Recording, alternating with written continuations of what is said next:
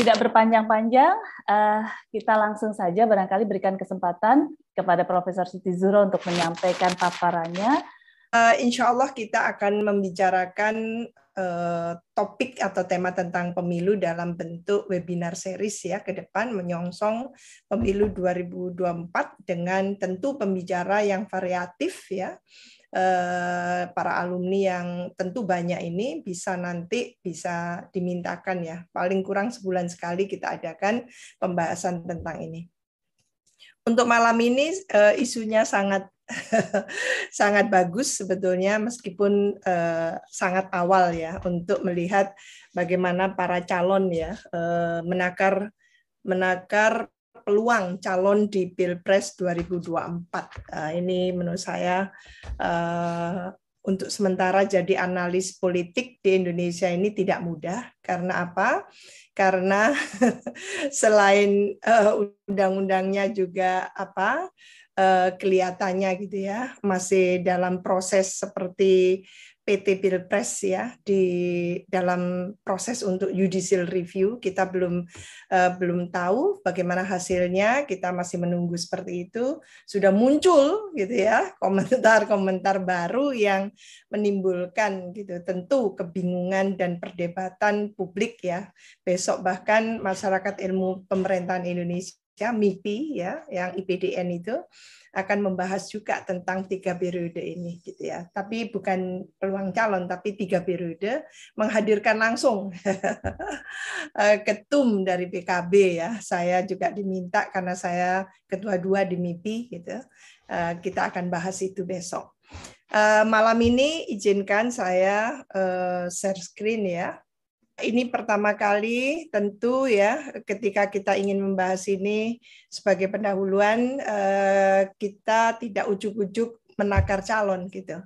Tapi berbicara calon ini kan kita berbicara calon pemimpin. Lah pemimpin seperti apa yang kita harapkan ke depan? Pemimpin seperti apa yang harusnya memenuhi kriteria gitu ya untuk Indonesia ke depan sesuai dengan tentu konteks saat ini ya. Kebutuhan masyarakat Indonesia itu apa kan gitu. Tidak bisa disama persiskan dengan 2019 karena di 2022 saja sudah berubah suasananya apalagi di 2024. Nah, pemimpin dengan kepemimpinannya dalam konteks Indonesia ya itu memegang peran yang sangat strategis dan menentukan dalam menjalankan tentunya kalau ini organisasi gitu ya dan dia menentukan kinerja satu lembaga dan bahkan menentukan hidup mati atau pasang surutnya kehidupan suatu bangsa dan negara. Ini pemimpin. Baik dan buruknya kondisi suatu bangsa dan negara banyak ditentukan oleh kualitas pemimpinnya dan kepemimpinannya ya, kepemimpinan yang dijalankan. Jadi a leader with strong leadership-nya kan gitu. Pemimpin dituntut untuk memenuhi kriteria-kriteria pokok yang sesuai dengan praktek pemerintahan yang demokratis. Jadi kalau dalam konteks kita selalu mengacu pada seorang pemimpin yang amanah, yang sidik, yang fatonah, yang tabligh kan gitu. Demokrasi tanpa kepemimpinan yang kuat dan penegakan hukum yang serius berpotensi menimbulkan anarki, tirani, feudalisme, dan oligarki politik. Lantas bagaimana kita memahami masalah kepemimpinan ini dalam konteks demokrasi? Coba kita flashback tidak terlalu jauh, tapi di tahun 98 ya, di mana gerakan reformasi yang kita ikhtiarkan waktu itu tentunya adalah untuk bagaimana memantapkan gitu ya demokrasi yang kita sepakati sejak tahun 98 itu. Bagaimana sistem ini supaya membumi, sistem ini supaya paling kurang melembaga gitu ya. Terjadi konsolidasi di situ. Jadi tahun 98 reformasi, tahun 99 kita melakukan pemilu pertama kali ya secara demokratis diikuti oleh sistem multipartai banyak kan gitu. Tahun 2001 kita menjalankan kebijakan otonomi daerah, desentralisasi dan otonomi daerah. Lantas setelah itu tahun 2004 kalau kita flashback sebentar adalah Pilpres langsung. mulai tiang pancang demokrasi partisipatoris ya kita laksanakan. Apa artinya demokrasi partisipatoris? Yaitu dari rakyat, oleh rakyat, untuk rakyat. Esensinya di sana. Jadi masyarakat tidak hanya dilibatkan dalam pemilu dan pilkada, tapi masyarakat juga ikut mengawal bagaimana kebijakan-kebijakan pemerintah itu dilaksanakan. Itu esensi dari demokrasi partisipatoris. Nah, tahun 2005 diikuti oleh pilkada langsung. Ini yang luar biasa, pilkada langsung gitu ya. Dan tentu yang kita harapkan adalah munculnya pemimpin yang betul-betul gitu ya, dari grassroots, bottom up ya, seperti itu. Di sini juga kita harapkan ada regenerasi gitu kepemimpinan, dan di tahun 2015 kalau kita catat lagi terjadi pilkada serentak. Mulai 2015 ada pilkada serentak sampai 2020 kemarin ya ada pilkada serentak. Lantas bagaimana demokrasi yang kita jalani selama ini supaya kita tidak lompat-lompat gitu ya. Ini catatan pentingnya adalah sebetulnya kita melihat praktek di tataran empiriknya itu di mana nilai-nilai lama ya yang legacy dari nilai-nilai lama patronase, sistem yang patronase, yang patrimonial gitu ya, ternyata diterapkan hand in hand bersamaan gitu simultan dengan sistem demokrasi sehingga terjadi hybrid system gitu ya. Lalu kalau di daerah muncul yang namanya tidak hanya nepotisme dan kolotisme, tapi juga dinasti politik, politik kekerabatan. Praktek-praktek itu luar biasa, semakin tahun tambah pilkada itu semakin tambah pula jumlahnya. Proses demokratisasi berjalan lamban dan menghasilkan demokrasi prosedural dan membuat transisi berkepanjangan. Pemimpin yang dihasilkan juga acap kali bermasalah karena kurang memahami problem substansial yang dihadapi Indonesia. Jadi kita terjebak oleh sistem pemilu yang katanya langsung tadi itu dari rakyat oleh rakyat untuk rakyat, ternyata satu sisi bukan dari rakyat oleh rakyat untuk rakyat, tapi hanya seolah-olah saja. Jadi seeing like demokrasi, seeing like participatory demokrasi, tapi tidak esensinya adalah masyarakat di fait accompli dengan pilihan-pilihan elit gitu ya. Pilihan-pilihan gabungan partai, elit-elit gabungan partai dan sebagainya. Sehingga pilihannya ya itu-itu saja. Demokrasi bersifat substantif, padahal demokrasi pemimpin yang dihasilkan bermasalah, dan demokrasi yang bersifat substantif sebetulnya memerlukan kepemimpinan yang transformatif. Jadi kepemimpinan yang transformatif ini yang tidak kita saksikan secara marak ya sebetulnya. Ada cuman beberapa saja. Itu kalau di persentase juga jauh dari 5%. Dari jumlah kalau kita hitung 415 daerah itu adalah kabupaten, 93 kota, 34 adalah provinsi gitu. Lantas apa yang kita perlukan ke depan? Perbaikan demokrasi prosedural. Ini serius sekali, gitu ya. Masalahnya bagaimana menghasilkan pemimpin yang amanah, yang sidik, yang tabligh, yang fatonah tadi itu. Nah, ini diperlukan tentunya adalah konsolidasi demokrasi yang menghasilkan demokrasi substansial.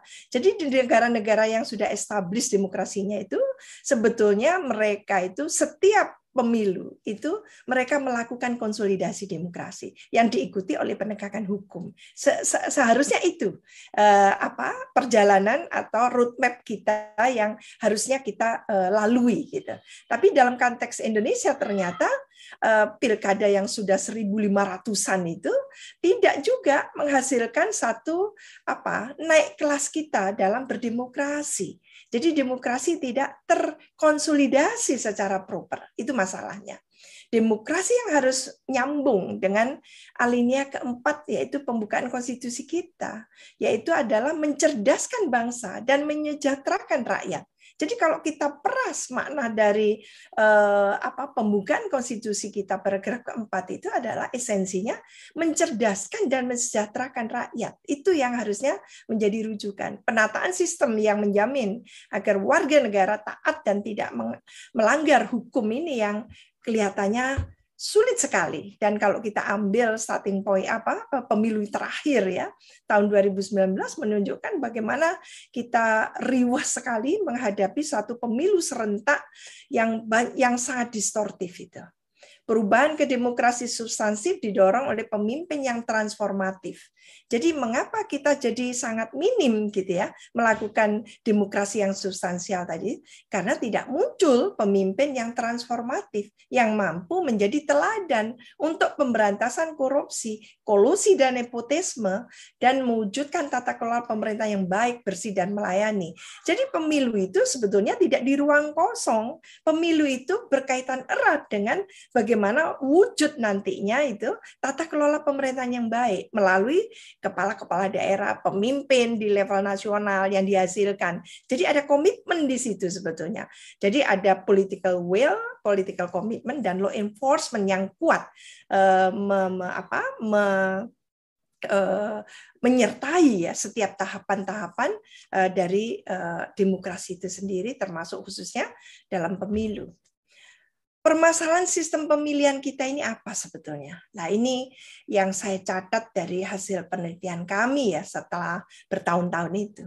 Jadi kalau ditarik ke tataran makro ya, Konstitusi Indonesia tidak cukup melembagakan proses seleksi pemimpin secara demokratis, tapi hanya mengatur prinsip-prinsip ketatanegaraan dan pemerintahan kuasi presidensial yang bersifat umum. Ini permasalahannya.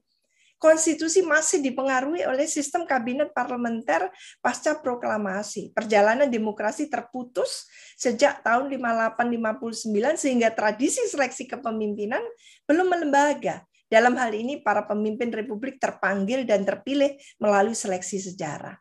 Praktik sistem demokrasi terpimpin dan Orde Baru ternyata juga menutup peluang lahirnya pemimpin secara normal karena menempatkan birokrasi sipil dan militer sebagai satu-satunya sumber rekrutmen pemimpin. Jadi kalau kita belajar ilmu politik ya sebagai sarjana politik gitu ya, sarjana ilmu politik, political scientist gitu, kita tahu bagaimana negara pejabat atau birokratik polity yang ditemukan ya prakteknya itu sangat kuat waktu itu adalah di Thailand gitu. Ternyata Indonesia mengikuti sejak tahun 70-an 80 itu negara pejabat. Jadi semua keputusan itu ada di tentunya ada di lingkaran yang namanya birokrasi gitu ya, sipil dan militer itu. Lantas bagaimana pentingnya regenerasi kepemimpinan? Ini yang menurut saya kita sudah menyaksikan sebenarnya yang sering disebut orang muda, milenial dan sebagainya gitu ya. Jumlah mereka ini juga signifikan, baik itu yang pemilih pemula maupun pemilih muda itu jumlahnya sudah luar biasa di atas 60 juta ya. Kalau tidak salah mungkin 75 juta gitu. Jadi ini sudah sangat terkait dengan bonus demografi ya. Jadi jumlah mereka signifikan. Dalam konteks ini partai politik ya sebagai wadah atau penyedia kader itu seharusnya melakukan kaderisasi untuk melahirkan pemimpin yang memiliki kompetensi ya, kapasitas dan kualitas yang mumpuni. Izin dong, jangan dicoret ya. Nanti kita berargumen saja, jangan pakai nyoret-nyoret. Sistem suksesi kepemimpinan nasional dan lokal yang memungkinkan atau memberi peluang terjadinya regenerasi, baik di tingkat nasional maupun lokal melalui sistem pemilu yang berkesesuaian dengan Indonesia. Regenerasi diperlukan agar terjadi kebaruan dalam gagasan, inovasi, penyegaran kepemimpinan dalam memajukan Indonesia sehingga menjadi bermartabat, mampu menolak penjajahan model baru yang datang melalui berbagai cara. Pemimpin Indonesia ke depan perlu diisi oleh figur yang memiliki rekam jejak etika yang tidak bermasalah, tidak pernah tersangkut kasus korupsi, berpihak pada penegakan hukum dan keadilan. Itu antara lain. Lantas bagaimana pemimpin yang kita harapkan ke depan? Supaya kita dalam menentukan calon nanti itu tidak salah gitu ya. Kalau salah melulu artinya kita nggak cerdas-cerdas kan gitu. Memiliki kapabilitas. Jadi seorang calon itu harus memiliki kapabilitas dalam menerjemahkan visi kepemimpinan ke dalam rencana strategis dan mampu membangun trust gitu ya, dan tim kerja di kabinet yang solid dan kompeten, mampu membangun sistem dan disiplin manajemen, mampu membangun dan mewujudkan akuntabilitas publik dan sistem suksesi, berani mengambil keputusan yang efektif, transformatif ya, cepat, tepat tepat waktu dan akurat dalam menghadapi dan mengatasi krisis, konflik dan permasalahan penting, memiliki kecerdasan emosional ya, melalui kemampuannya dalam menguasai diri serta kepekaan dan empati terhadap permasalahan yang dihadapi rakyat. Ini antara lain. Lantas selanjutnya juga kita mengharapkan bahwa calon pemimpin memiliki integritas, tidak tersangkut kasus atau perkara yang merugikan rakyat banyak, gitu ya, termasuk korupsi, kolusi, dan nepotisme serta asusila. Memiliki wawasan keindonesiaan dan kedaerahan yang cukup agar mampu menjadi kekuatan pemersatu. Jadi dalam konteks Indonesia yang yang arsipelago, yang unik seperti itu, Indonesia sangat membutuhkan seorang pemimpin yang mampu menyatukan, gitu ya, negara bangsa ini, daerah-daerah yang pulau seperti ini, gitu ya, dia adalah pemersatu. Jadi uniting force, kekuatan pemersatu di situ. Bukan kekuatan pemecah belah, tapi pemersatu. Memiliki visi dan misi yang jelas tentang masa depan Indonesia yang dituangkan dalam konsep yang diketahui masyarakat. Kepemimpinan yang transformatif dan bukan transaksional. Jadi kita harus menyudahi, gitu ya, kecenderungan praktek ya politik yang transaksional itu.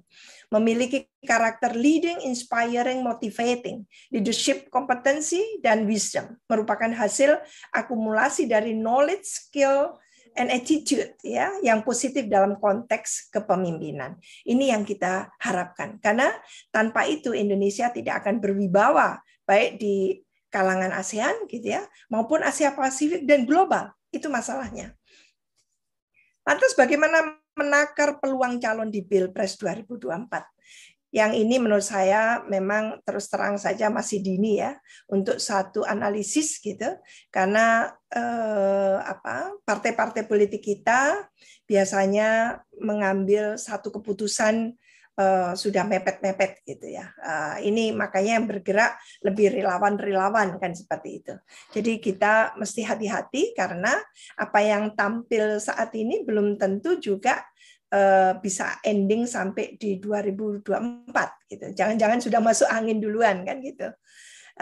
Ada beberapa calon yang sudah disebutkan dalam acara ini ya, yaitu ada 8 calon. Antara lain adalah Prabowo Subianto, Puan Maharani, Erlangga Hartarto, Anies Baswedan, Ganjar Pranowo, gitu ya, Khofifah Indar Parawansa, dan juga Ridwan Kamil. Semuanya punya latar belakang kompetensi, gitu ya, kekuatan dan kelemahan masing-masing tentunya. Tentu dalam konteks untuk mengusung calon ini yang diberikan otoritas oleh konstitusi kita adalah partai politik. Ini masalahnya. Jadi bukan relawan, bukan komunitas, tapi yang diberikan otoritasnya itu adalah partai politik dan gabungan partai politik yang nanti bisa mencalonkan. Sementara yang ada di sini tidak seluruhnya adalah kader partai. Tapi dalam satu perjalanan pemilu dan pilkada menunjukkan bahwa non-kader pun memiliki satu peluang yang besar juga gitu ketika yang bersangkutan itu memang memiliki kualifikasi, kompetensi dan mampu meyakinkan partai politik bahwa yang bersangkutan mampu memenangkan baik itu pilkada maupun pemilu. Itu satu contoh. Catatan penting dari apa yang calon-calon yang sudah dimunculkan itu menurut saya 8 calon yang disebut ini nanti mungkin karena webinar series calonnya itu tidak berhenti di situ, nanti akan ada calon lagi gitu ya yang akan kita bahas. Nah, secara umum ke-8 nama yang sudah saya sebutkan tadi itu memiliki peluang ya, hanya tingkat preferensinya yang beda. Saya mencatatnya seperti itu. Semakin kuat dukungan partai dan partai politik dan publik terhadap calon, akan semakin prospektif ya calon tersebut. Dalam Pilpres ini yang sudah kita amati sejak pemilu pertama tahun 99 gitu ya. Dalam Pilpres itu sosok calon itu sangat berpengaruh terhadap perilaku pemilih terhadap tentu keterpilihan yang bersangkutan. Dukungan partai gitu ya, dukungan partai itu atau mesin partai itu hanya akan sangat menyempurnakan saja kemenangan dari calon itu. Tapi yang pertama, ini berbeda dengan pemilu legislatif. Pilpres itu lebih ditentukan oleh calon itu sebetulnya. Paslon atau pasangan calon yang mampu menggugah animo masyarakat gitu ya, dan ditopang oleh mesin partai yang handal, tak tertutup kemungkinan bisa memenangkan Pilpres. Karena politik itu lebih terkait dengan kemampuan calon dalam mensugesti, dalam meyakinkan dan menjanjikan pemilih. Jadi semakin dia convincing dan promising, akan semakin animo masyarakat itu semakin besar. Jadi dalam politik itu harus mampu meyakinkan, mampu memberikan perspektif, kan gitu, prospek-prospek yang positif. Dan catatan saya kedua adalah pada dasarnya terlalu dini ya untuk membuat simulasi paslon, capres-cawapres dan bentuk koalisi yang akan terbangun, karena belum jelas apakah judicial review ya PT Pilpres itu dikabulkan atau ditolak. Yang bisa kita prediksi ya tentunya bila PT Pilpres tetap 20% ya katakan suara di DPR dan 25% suara non DPR gitu, tak tertutup kemungkinan akan ada 2-3 paslon dalam Pilpres 2024. Ini kalau CR-nya tidak berhasil. Tapi bila CR PT Pilpres itu berhasil, meskipun mungkin tidak 0% gitu ya, katakan maksimal 7-10%, kemungkinan munculnya paslon lebih dari 3 itu sangat besar gitu ya. Bisa jadi 5-6 paslon. Ya, ini tak dapat dihindari ya. Dan setiap era menurut saya ada pemimpinnya dan setiap pemimpin ada eranya. Saat ini Indonesia sedang menjalani era new normal, disrupsi dan digital ya, yang dalam banyak hal berpengaruh terhadap cara pandang, mindset dan culture set ya, yang terbangun dan perilaku pemilih dalam pemilu. Artinya pemilih akan secara rasional memilih calon yang mumpuni, yang bisa mengatasi permasalahan kompleks yang dihadapi Indonesia, khususnya dampak dari pandemi COVID ini ya. Nah, itu yang saya catat ya, yang penting ya, bagaimana kita sampai pada kriteria calon gitu ya. Jadi siapapun yang akan mencalonkan memenuhi persyaratan tidak dengan keperluan yang kita butuhkan untuk 2004 ke depan kan itu. Apakah cakap dia untuk memimpin negara bangsa ini gitu ya. Sehingga membuat kita bangga baik dia ada di ASEAN, di Asia Pasifik maupun di global kan itu. Tidak hanya di domestik. Tapi domestik ini jauh lebih penting juga untuk ditingkatkan ya dalam banyak hal yang menurut saya mungkin masalah ancaman kohesivitas sosial dalam masyarakat yang belum juga mendapatkan solusinya yang memadai sejauh ini menurut saya itu. Dan sebagai penutup ya kesimpulan, dalam kehidupan demokrasi yang sudah mapan, sistem sebetulnya lebih berpengaruh daripada pemimpin. Ini karena demokrasi mengajarkan pemimpin bekerja dalam sistem. Dalam konteks Indonesia, membangun sistem sangatlah penting. Namun realitasnya peran pemimpin relatif lebih dominan, menentukan. Indonesia membutuhkan kepemimpinan transformatif, bukan transaksional. Pemimpin transaksional cenderung mengambil keputusan dengan pertimbangan untung rugi. Pemimpin transformatif cenderung berorientasi pada perubahan demi tercapainya tujuan. Dengan sejauh mungkin melibatkan pengikutnya. Mereka memanfaatkan soft power ya dengan memberi contoh, memotivasi pengikut agar memiliki idealisme dalam upaya mencapai tujuan. Nah, ini antara lain, dan saya mengquote dari Lavran Pane, Profesor Lavran Pane, dimanapun kamu berkiprah tak ada masalah. Yang penting semangat keislaman, keindonesiaan. Itu yang harus kau pegang terus. Dan Panglima Besar Jenderal Sudirman mengatakan, HMI bukan saja himpunan mahasiswa Islam, tetapi HMI juga harapan masyarakat Indonesia.